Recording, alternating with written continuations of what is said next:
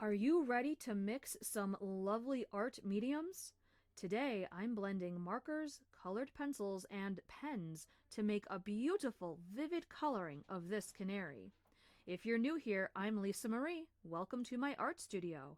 I've been a professional artist for over a decade, earned a master's in art history, studying the Renaissance artists in Florence, Italy, and I love playing with different art mediums. So let's jump in with one main concept that will repeat with all these mediums I'm mixing together today, especially when coloring grayscale images. Remember, 1, 2, 3. First, choose one dark color. Second, choose one medium dark color. Third, choose a light color. Do this with all the color mediums you're using. For example, with markers in the Canary, I chose dark, medium, dark, and light yellows for part of the body. And I used dark, medium dark, and light blue for the lower part of the body. Put the dark colors over the darkest part of the image, the medium dark color on the medium dark areas of the image, and the lightest color goes on the lightest areas.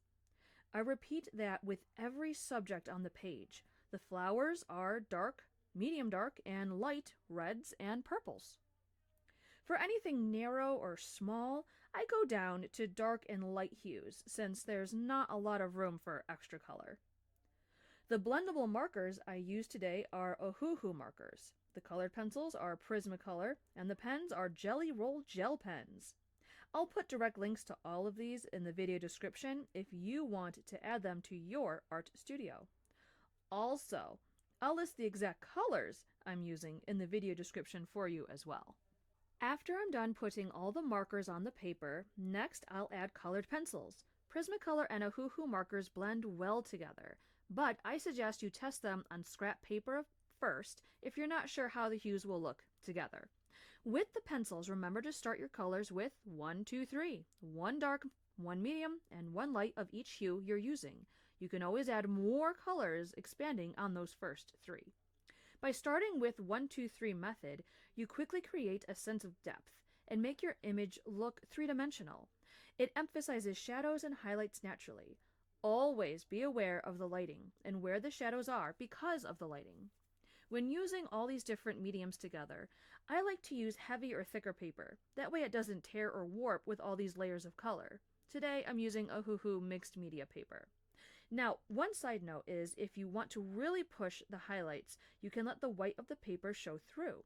That will provide a nice contrast to the darker colors in the image. Or you can go back with a white colored pencil over the lightest areas to make them a bit brighter. And finally, I'm adding some gel pens for fun, to enhance color and for texture. Today, I'm applying the pen in dots. For each subject or area, I use dark and light colors, and if there's enough space, I use dark, medium, and light colors, just like with the markers and pencils. And this technique with the dots of ink really works because of the foundation of realistic coloring we did with the markers and pencils. And if you want to learn more coloring techniques, go check out my playlist, How to Color Like a Pro. It has a ton of videos about different art mediums and how to use them. And that's it for today. Be sure to subscribe and like my channel so you don't miss the next video. And as always, stay creative.